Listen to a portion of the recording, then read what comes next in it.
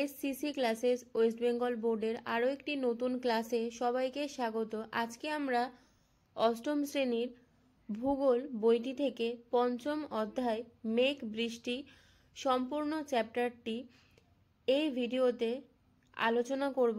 অর্থাৎ প্রত্যেকটি পৃষ্ঠার প্রত্যেকটি গুরুত্বপূর্ণ প্রশ্ন বাছাই করে সম্পূর্ণ একটি সেট তোমাদের জন্য তৈরি করা হয়েছে।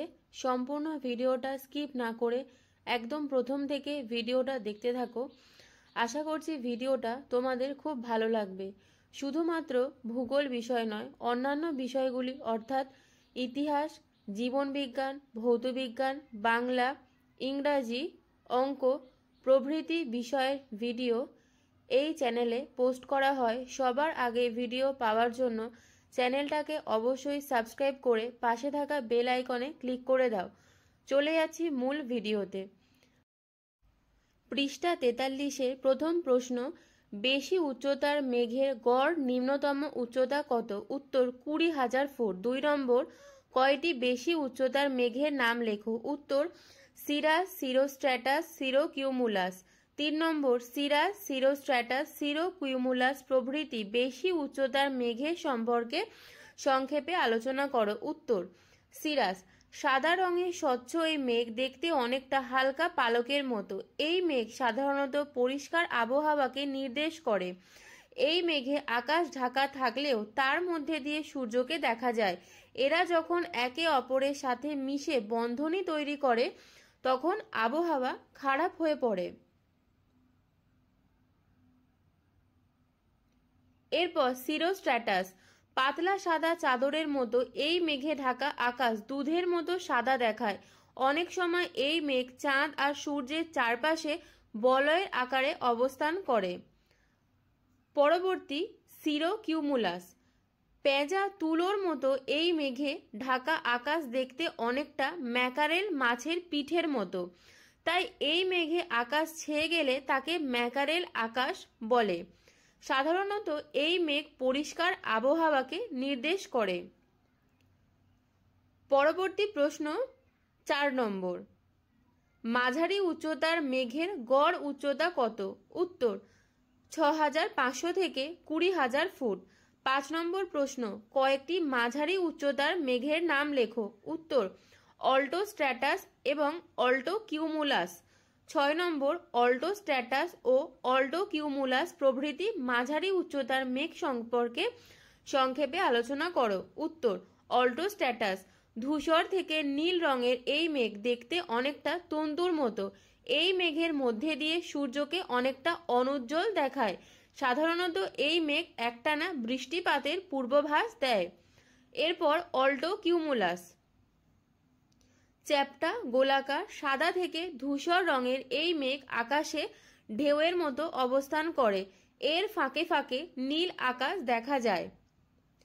পরবর্তী প্রশ্ন 7 নম্বর, নিম্ন উচ্চতার মেঘের গড় সর্বোচ্চ উচ্চতা কত? উত্তর 6,500 ফুট। 8 নম্বর প্রশ্ন, কয়েকটি নিম্ন উচ্চতার মেঘের নাম লেখো? উত্তর স্ট্র্যাটোকিউমুলাস, স্ট্র্যাটাস এবং নিম্বোস্ট্র্যাটাস প্রভৃতি। পরবর্তী পৃষ্ঠা 44। 9 নম্বর প্রশ্ন, স্ট্র্যাটোকিউমুলাস, স্ট্র্যাটাস এবং নিম্বোস্ট্র্যাটাস প্রভৃতি নিম্ন উচ্চতার মেঘ সম্পর্কে সংক্ষেপে আলোচনা করো। উত্তর প্রথমত আমরা আসব স্ট্র্যাটোকিউমুলাস। এই মেঘ দেখতে অনেকটা স্তূপের মতো ও স্তরে স্তরে সাজানো থাকে। অনেক সময় দেখে মনে হয় স্তরগুলো যেন গড়িয়ে চলেছে। তাই এর আরেক নাম বাম্পি ক্লাউড। এরপর হলো স্ট্র্যাটাস। সাদা থেকে ধূসর রঙের এই মেঘ সারা আকাশকে কুয়াশার মতো ঢেকে রাখে।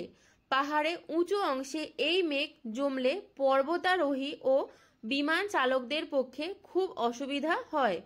এই মেঘে মাঝে মাঝে গুড়ি গুড়ি বৃষ্টি হয়।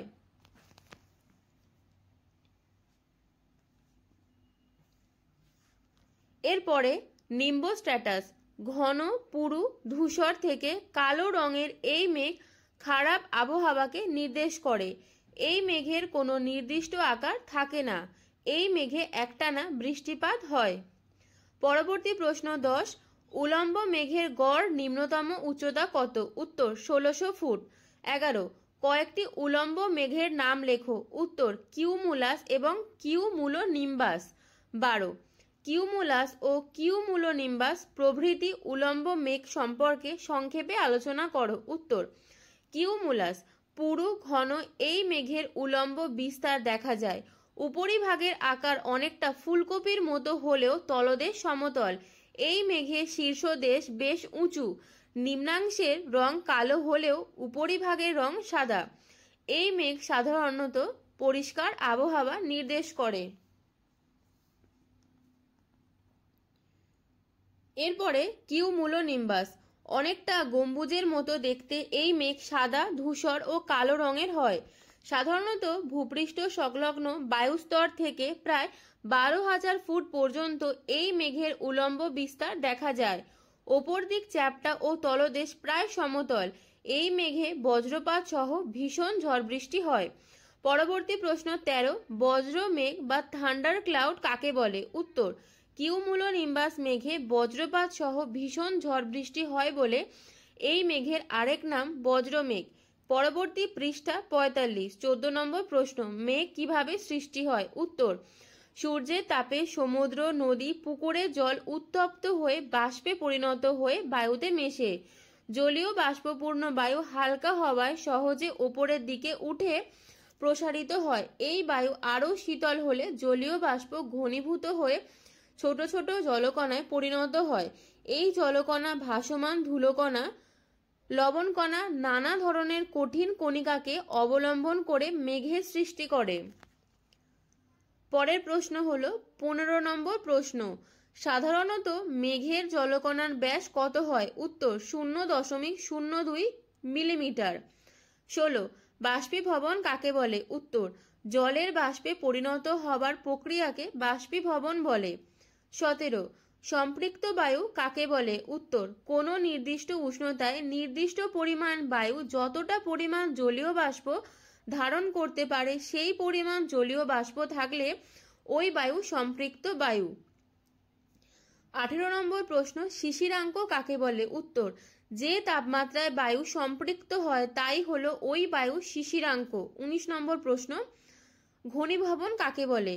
উত্তর জলীয় বাষ্পের জলকণায় পরিণত হওয়ার প্রক্রিয়াকে ঘনীভবন বলে। 20 নম্বর প্রশ্ন একটা কেটলি বা পাত্রে জল নিয়ে গ্যাস বা উনুনের উপর বসানোর কিছুক্ষণ পর দেখা যাবে কেটলি বা পাত্রটার মুখ দিয়ে সাদা রঙের ধোঁয়া বের হচ্ছে। এই ধোঁয়া আসলে কি? উত্তর জলীয় বাষ্প। 21 একটা গ্লাসে কয়েক টুকরো বরফ রাখলে কিছুক্ষণ বাদে দেখা যাবে গ্লাসের গায়ে বিন্দু বিন্দু জলকণা দেখা যাচ্ছে। গ্লাসটা ধরলে হাতে জল লাগছে। এটা কেন হয়? এই ঘটনা কোন প্রক্রিয়াকে নির্দেশ করে?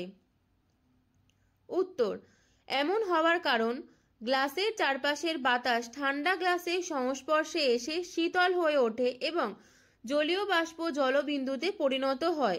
এটি কোন প্রক্রিয়া?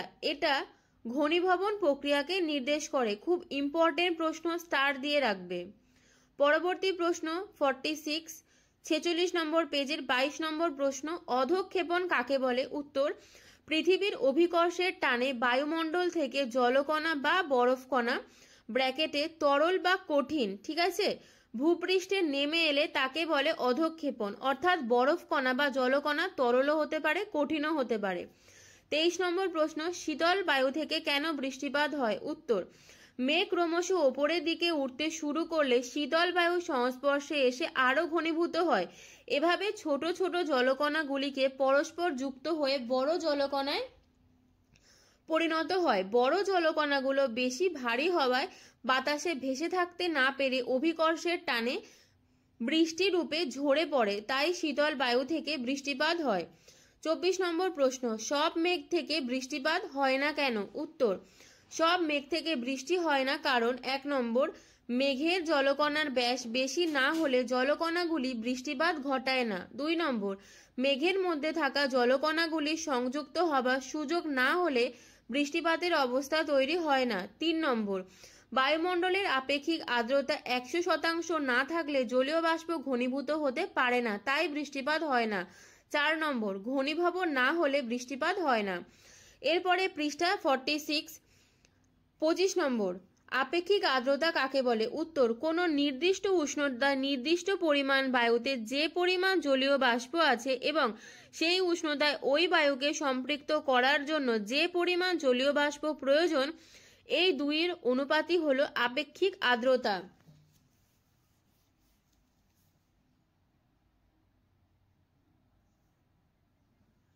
আপেক্ষিক আর্দ্রতা পরিমাপ করা হয় শতকরা হিসেবে, স্টার দিয়ে রাখবে, ইম্পর্টেন্ট। এরপর 26 নম্বর প্রশ্ন, পরিচলন বৃষ্টিপাত কাকে বলে? উত্তর, দিনের বেলায় সূর্যের কিরণে জল বাষ্পে পরিণত হয়ে সোজা উপরে উঠে যায় এবং শীতল বায়ুর সংস্পর্শে এসে ওই জলীয় বাষ্প প্রথমে মেঘ ও পরে বৃষ্টিতে পরিণত হয়ে সোজাসুজি নিচে নেমে আসে। এরূপ বৃষ্টিপাতকে পরিচলন বৃষ্টি বলে। এই বৃষ্টিপাত অল্প জায়গার মধ্যে সীমাবদ্ধ থাকে। 27 নম্বর প্রশ্ন, আপেক্ষিক আর্দ্রতার সাথে উষ্ণতার সম্পর্ক কেমন? উত্তর, বায়ুর উষ্ণতা কমলে আপেক্ষিক আর্দ্রতা বেড়ে যায়, উষ্ণতা বাড়লে আপেক্ষিক আর্দ্রতা কমে যায়। 28, কোন স্থানের আপেক্ষিক আর্দ্রতা 100% বলতে কি বোঝায়? উত্তর, কোন স্থানের আপেক্ষিক আর্দ্রতা 100% বলতে বোঝায় ওই বায়ুতে জলীয় বাষ্পের পরিমাণ শতকরা 100 ভাগ। বায়ুতে জলীয় বাষ্পের পরিমাণ শতকরা 100 ভাগ হলে বায়ুটি সম্পৃক্ত অবস্থায় পৌঁছে যায়, এই বায়ু থেকে বৃষ্টিপাত হয়। এরপর পৃষ্ঠা 47 নাম্বার,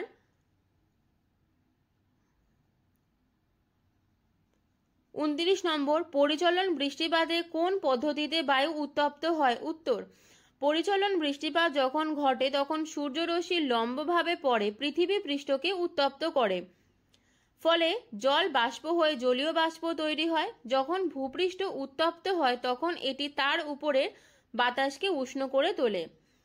পরবর্তী প্রশ্ন 30 নম্বর, নিরক্ষীয় অঞ্চলে চিরহরিৎ গাছের অরণ্য সৃষ্টি হয়েছে কেন? উত্তর, নিরক্ষীয় অঞ্চলে চিরহরিৎ গাছের অরণ্য সৃষ্টি হওয়ার কারণগুলি হলো, 1 নম্বর পয়েন্ট করবে, অত্যধিক বৃষ্টিপাত। নিরক্ষীয় অঞ্চলে দুপুরের পর বা বিকেলের দিকে বজ্র বিদ্যুৎ সহ মুষলধারে পরিচলন বৃষ্টিপাত হয়। সারা বছর গড়ে প্রায় 200 থেকে 250 সেমির বেশি বৃষ্টিপাত হয়। 2 নম্বর পয়েন্ট, অতিরিক্ত বাষ্পমোচন। বৃষ্টিপাত, উচ্চ তাপমাত্রা ও বাষ্পমোচনের জন্য এখানকার বৃক্ষগুলি দীর্ঘ ও চওড়া পাতাযুক্ত হয়। 3 নম্বর প্রশ্ন, আর্দ্র ভূমিভাগ। এই অঞ্চলের ভূমিভাগ সারা বছর আর্দ্র থাকে, ফলে বৃক্ষের প্রয়োজনীয় জলের অভাব না থাকায় এদের পাতাগুলি একসঙ্গে ঝরে পড়ে না। প্রভৃতি কারণে নিরক্ষীয় অঞ্চলে চিরহরিৎ গাছের অরণ্য সৃষ্টি হয়েছে। পরের প্রশ্ন 31, এমন দুটো দেশের নাম করো যেখানে প্রায় সারা বছর পরিচলন বৃষ্টিপাত হয়। উত্তর, মালয়েশিয়া এবং জাইরে। 32 নম্বর প্রশ্ন, শৈলোৎক্ষেপ বৃষ্টিপাত কাকে বলে? উত্তর, সমুদ্রের দিক থেকে আসা জলীয় বাষ্পযুক্ত আর্দ্র বায়ুর প্রবাহ পথে আড়াআড়িভাবে কোনো পর্বত বা উচ্চভূমি অবস্থান করলে ওই বায়ু পর্বত বা উচ্চভূমিতে বাধা পেয়ে ঢাল বেয়ে উপরের দিকে উঠে যায়। ঊর্ধ্বগামী এই বায়ু ক্রমশ প্রসারিত ও ঠান্ডা হয়, আরও উপরে উঠলে এই বায়ু সম্পৃক্ত হয়ে পড়ে এবং ঘনীভূত হয়ে বৃষ্টিপাত ঘটায়। এই বৃষ্টিকে শৈলোৎক্ষেপ বৃষ্টিপাত বলে। স্টার দিয়ে রাখবে। শৈল শব্দের অর্থ হলো পর্বত, উৎক্ষেপ শব্দের অর্থ হলো উপরে ওঠা। পর্বত দ্বারা বাধা পেয়ে বায়ু উৎক্ষিপ্ত হয়ে বৃষ্টিপাত হওয়ায় এই বৃষ্টির নাম শৈলোৎক্ষেপ বৃষ্টিপাত। 33 নম্বর প্রশ্ন, প্রতিবাদ ঢাল কাকে বলে? উত্তর, পর্বতের যে ঢালে উষ্ণ ও আর্দ্র বায়ু বাধা পেয়ে ঢাল বরাবর ওপরের দিকে ওঠে এবং শীতল ও ঘনীভূত হয়ে বৃষ্টিপাত ঘটায় সেই ঢালকে প্রতিবাদ ঢাল বলে। 34 নম্বর প্রশ্ন, অনুবাদ ঢাল কাকে বলে? উত্তর, প্রতিবাদ ঢালের বিপরীতে যে ঢাল বরাবর অপেক্ষাকৃত কম জলীয় বাষ্প যুক্ত বায়ু নিচের দিকে নামে সেই ঢালকে অনুবাদ ঢাল বলে। 35 নম্বর প্রশ্ন, বৃষ্টিচ্ছায় অঞ্চল কাকে বলে? উত্তর, প্রতিবাদ ঢালে প্রচুর বৃষ্টিপাত ঘটানোর পর বায়ু যখন পর্বতের অনুবাদ ঢালে পৌঁছয় তখন সেই বায়ুতে জলীয় বাষ্পের পরিমাণ যথেষ্ট কমে যায়। তাছাড়া বায়ু যত নিচের দিকে নামতে শুরু করে তত বায়ুর উষ্ণতা বাড়তে থাকে, ফলে বায়ুর জলীয় বাষ্প ধারণের ক্ষমতা বৃদ্ধি পাওয়ায় বায়ু অসম্পৃক্ত হয়ে পড়ে। এই কারণে অনুবাদ ঢালে প্রতিবাদ ঢাল অপেক্ষা বৃষ্টিপাত কম হয়, তাই পর্বতের অনুবাদ ঢাল বৃষ্টির ছায় অঞ্চল নামে পরিচিত। 36 নম্বর প্রশ্ন, চেরাপুঞ্জি ও শিলংয়ের মধ্যে দূরত্ব কম হওয়া সত্ত্বেও দুটো জায়গার মধ্যে বৃষ্টিপাতের পরিমাণগত তারতম্য হয় কেন? উত্তর, চেরাপুঞ্জিতে গড় বার্ষিক বৃষ্টিপাতের পরিমাণ প্রায় 11,777 মিলিমিটার, কিন্তু শিলংয়ের বার্ষিক গড় বৃষ্টিপাতের পরিমাণ প্রায় 2,207 মিলিমিটার। চেরাপুঞ্জি থেকে শিলংয়ের মধ্যে দূরত্ব প্রায় 56 কিলোমিটার হলেও বৃষ্টিপাতের এমন পার্থক্যের কারণ উত্তর পূর্ব ভারতের মেঘালয় রাজ্যের খাসি পাহাড়ের দক্ষিণ ঢালে চেরাপুঞ্জি অবস্থিত আর উত্তর ঢালে শিলং অবস্থিত। পাহাড়ের অনুবাদ ঢাল তথা চেরাপুঞ্জিতে বৃষ্টিপাত ঘটানোর পর ওই বায়ু যখন শিলংয়ে প্রতিবাদ ঢালে পৌঁছয় তাতে জলীয় বাষ্পের পরিমাণ যথেষ্ট কমে যায়। এই কারণে চেরাপুঞ্জি এবং শিলংয়ের মধ্যে দূরত্ব কম হওয়া সত্ত্বেও দুটি জায়গার মধ্যে বৃষ্টিপাতের পরিমাণগত তারতম্য দেখা যায়।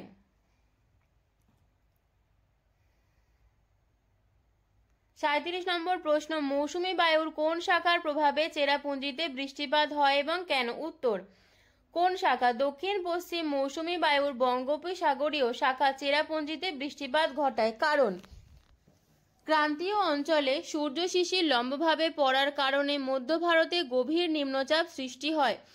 এই অবস্থায় বঙ্গোপসাগরী উচ্চচাপ অঞ্চল থেকে জলীয় বাষ্পপূর্ণ বায়ু যখন ভারতে প্রবেশ করে তার একটি অংশ উত্তর পূর্বের পার্বত্য অঞ্চল খাসি পাহাড়ের দক্ষিণ ঢালে বাধা পেয়ে চেরাপুঞ্জি মৌসিনরাম অঞ্চলে শৈলক্ষেপ বৃষ্টিপাত ঘটায়।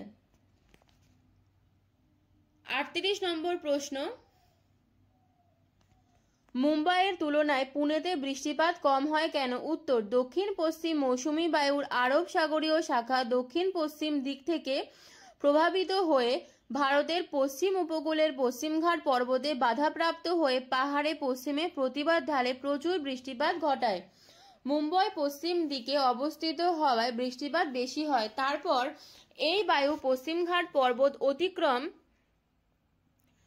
করে পূর্ব দিকে দাক্ষিণাত্য মালভূমির ওপর দিয়ে প্রবাহিত হওয়ার সময় জলীয় বাষ্পের ঘাটতির জন্য বৃষ্টিপাতের পরিমাণ কমে যায়। পুনে পশ্চিমঘাট পর্বতের পূর্ব দিকে অবস্থিত হওয়ায় বৃষ্টিপাতের পরিমাণ কম হয়, তাই মুম্বাইয়ের তুলনায় পুনেতে বৃষ্টিপাত কম হয়। এর পরবর্তী পৃষ্ঠা হলো 48 নম্বর পৃষ্ঠা। 39, ঘূর্ণিঝড় কিভাবে সৃষ্টি হয়? উত্তর, স্বল্প পরিসর কোনো স্থানে উষ্ণতা বেড়ে গেলে সেখানকার বায়ু গরম হয়ে উপরের দিকে উঠে যায়, ফলে সেখানে বায়ুর চাপ কমে গিয়ে নিম্নচাপ কেন্দ্রের সৃষ্টি হয়। নিম্নচাপে চারদিকে বায়ু অপেক্ষাকৃত শীতল হওয়ায় বায়ুর চাপ তুলনায় বেশি থাকে। উচ্চচাপের এই বায়ু প্রবল গতিতে নিম্নচাপের কেন্দ্রের দিকে কুণ্ডলাকারে ছুটে আসায় ঘূর্ণিঝড়ের সৃষ্টি হয়। 40 নম্বর প্রশ্ন, ঘূর্ণ বৃষ্টি কাকে বলে? উত্তর, ঘূর্ণপাত থেকে সৃষ্টি বৃষ্টিপাতের নাম ঘূর্ণ বৃষ্টি। 41 নম্বর প্রশ্ন, সাধারণত ক্রান্তীয় ঘূর্ণপাতের উৎপত্তি কোথায় হয়? উত্তর, দুই গোলার্ধের 5 ডিগ্রি থেকে 20 ডিগ্রি অক্ষাংশের মধ্যবর্তী অঞ্চলে। 42, ঘূর্ণবাতের চোখ কাকে বলে? উত্তর, ঘূর্ণবাতের কেন্দ্রে বায়ুর চাপ সব থেকে কম থাকে এই অংশের নাম ঘূর্ণবাতের চোখ বা আই অফ সাইক্লোন। 43 নম্বর প্রশ্ন, বঙ্গোপসাগরে সৃষ্টি হওয়া ঘূর্ণবাত ভারতের কোথায় কোথায় প্রচুর ঘূর্ণিবৃষ্টি ঘটায়? উত্তর, ওড়িশা, অন্ধ্রপ্রদেশ, পশ্চিমবঙ্গের উপকূলবর্তী অঞ্চলে। একদম স্টার দিয়ে রাখবে, ইম্পর্টেন্ট একটা প্রশ্ন। এবং এরপরে যেটা দেখাচ্ছি সেটাও খুবই ইম্পর্টেন্ট। 2009 সালের ঘূর্ণবাত আয়লা, 2013 সালের ঘূর্ণবাত ফাইলিন এর প্রভাবে ভারতের পূর্ব উপকূল তথা বাংলাদেশে ব্যাপক ক্ষয়ক্ষতি হয়েছিল।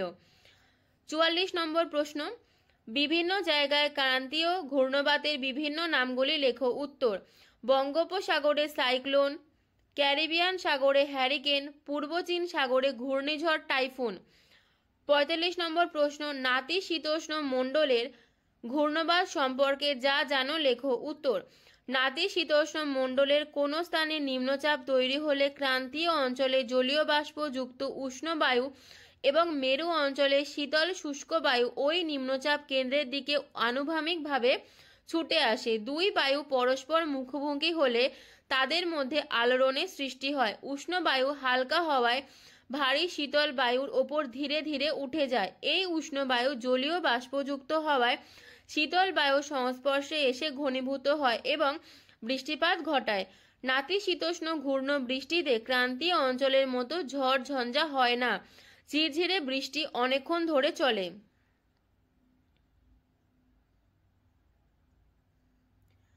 পরের পৃষ্ঠা 49। 46 নম্বর প্রশ্ন, শরৎকালে পশ্চিমবঙ্গে কোন ঘূর্ণিঝড় হয়? উত্তর আশ্বিনের ঝড়। 47 নম্বর, তোমার অঞ্চলে কোন ঋতুতে কি ধরনের বৃষ্টিপাত হয়? উত্তর, আমি বাস করি গাঙ্গেয় সমভূমি অঞ্চলে। এখানে যে ঋতুতে যে বৃষ্টিপাত হয় তা হলো: 1. গ্রীষ্মকাল প্রচণ্ড তাপের কারণে পরিচলন বৃষ্টি, বর্ষাকালে পরিচলন বৃষ্টি, শীতকালে বৃষ্টিপাতের পরিমাণ খুব কম, কখনো ঘূর্ণবাত জনিত বৃষ্টি, এবং 4 নম্বর, শরৎ ও হেমন্তকালে হয় ঘূর্ণি বা ঘূর্ণ বৃষ্টি। 48 নম্বর প্রশ্ন, আমাদের দেশে বর্ষাকালে সাধারণত কোন ধরনের বৃষ্টিপাত হয়ে থাকে? উত্তর, 1 হচ্ছে ঘূর্ণ বৃষ্টিপাত আর 2 হচ্ছে শৈলক্ষেপ বৃষ্টিপাত। 49, গুড়ি গুড়ি বৃষ্টি কাকে বলে? উত্তর, খুব ছোট জলকণা, ব্র্যাকেট দিয়ে লিখবে 0.5 মিলিমিটারের কম ব্যাসযুক্ত ভূপৃষ্ঠে ঝরে পড়লে তাকে গুড়ি গুড়ি বৃষ্টি বলে। 50, স্লিট কাকে বলে? উত্তর, জলকণা ও তুষার কণার আংশিক মিশ্রিত রূপকে স্লিট বলে। 51, শিলাবৃষ্টি কাকে বলে? উত্তর, ঊর্ধ্বমুখী বায়ুর প্রভাবে অনেক সময় জলকণাগুলি অনেক উঁচুতে উঠে যায়, সেখানে জলকণাগুলো দ্রুত ঠান্ডা হয়ে বরফের টুকরোতে পরিণত হয়। এরপর বরফের টুকরো বজ্রবিদ্যুৎ সহ বৃষ্টির সাথে ভূপৃষ্ঠে ঝরে পড়লে তাকে শিলাবৃষ্টি বলে। 52, তুষারপাত কাকে বলে? উত্তর, সাধারণত শীত প্রধান দেশে এবং উঁচু পার্বত্য অঞ্চলে জলীয় বাষ্পযুক্ত বায়ু হিমাঙ্কের থেকে কম উষ্ণতায় ঘনীভূত হলে জলকণার বদলে সরাসরি বরফ কণায় বা তুষারে পরিণত হয়। এই তুষার মধ্যাকর্ষণের টানে ভূপৃষ্ঠে ঝরে পড়লে তাকে বলে তুষারপাত। 53 নম্বর প্রশ্ন, শিশির কাকে বলে? উত্তর, শীতের রাতে ভূপৃষ্ঠ দ্রুত তাপ বিকিরণ করলে ভূপৃষ্ঠ সংলগ্ন বায়ুস্তর শীতল হয়ে পড়ে, ফলে ভূপৃষ্ঠ সংলগ্ন জলীয় বাষ্প শীতল ও ঘনীভূত হয়ে ছোট ছোট জলবিন্দু তৈরি করে, একে শিশির বলে।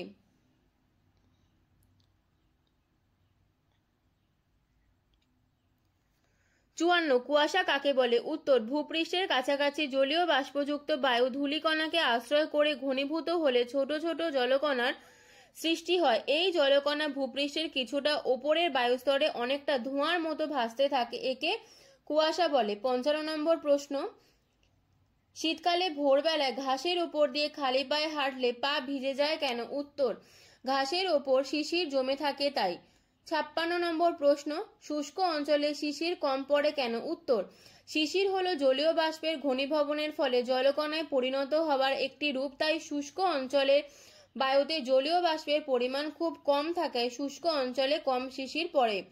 57 নম্বর প্রশ্ন, সাধারণত শীতকালে জলাশয়ের উপর কুয়াশা বেশি দেখা যায় কেন? উত্তর, অধিক শীতলতার সংস্পর্শে বায়ুমণ্ডলের মধ্যস্থ জলীয় বাষ্প জলাশয়ের উপর বেশি পরিমাণে ঘনীভূত হয়ে কুয়াশার সৃষ্টি করে, তাই শীতকালে জলাশয়ের উপর কুয়াশা বেশি দেখা যায়।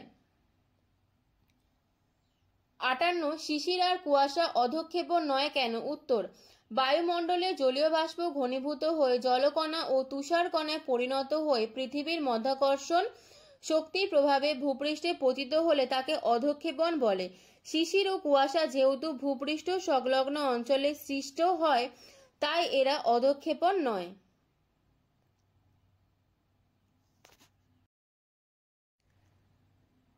এর পরের প্রশ্ন হলো 59, বৃষ্টিপাতের পরিমাণ মাপার যন্ত্রের নাম কি? উত্তর, রেন গজ। 60 নম্বর প্রশ্ন, সমবর্ষণ রেখা কাকে বলে? উত্তর, পৃথিবীর যেসব জায়গায় বৃষ্টিপাতের গড় পরিমাণ 1 সেই সব স্থানকে মানচিত্রে যে রেখা দ্বারা যুক্ত করা হয় তাকে সমবর্ষণ রেখা বলে। 61 নম্বর প্রশ্ন, বায়ুতে জলীয় বাষ্পের পরিমাণ বিভিন্ন জায়গায় আলাদা হয় কেন? উত্তর, বায়ুতে জলীয় বাষ্পের পরিমাণ বিভিন্ন জায়গায় বিভিন্ন রকম হওয়ার কারণ: 1 নম্বর পয়েন্ট করবে সূর্যরশ্মি। ভূপৃষ্ঠে যে সমস্ত স্থানে সূর্যরশ্মি লম্বভাবে পড়ে সেখানে জলাশয় বেশি উত্তপ্ত হয়ে ওঠে এবং সেই স্থানে জলীয় বাষ্পের পরিমাণ বেশি হয়। 2 নম্বর, জলভাগের উৎপত্তি। যে অঞ্চলে জলভাগের পরিমাণ বেশি সেখানে সূর্যরশ্মি লম্বভাবে পড়লে বাষ্পীভবনের হার বেশি হয়। 3 নম্বর, অরণ্যের উপস্থিতি। যেখানে অরণ্যের পরিমাণ বেশি সেখানে অরণ্যরাজি প্রস্বেদন প্রক্রিয়ার মাধ্যমে প্রচুর জলীয় বাষ্পে বাতাসে যুক্ত হয়। ভিডিওটা তোমাদের কেমন লাগলো অবশ্যই কমেন্টে জানাবে, এবং কে কোথা থেকে আমাদের ভিডিও দেখছো সেটাও অবশ্যই কমেন্টে তোমরা জানিও। এবং অন্যান্য অধ্যায়ের অনুশীলনী বা প্রশ্ন পাওয়ার জন্য চ্যানেলটাকে অবশ্যই সাবস্ক্রাইব করে পাশে থাকা বেল আইকনে ক্লিক করো। ভিডিওটা এখানে শেষ করলাম। সবাই ভালো থেকো, ধন্যবাদ।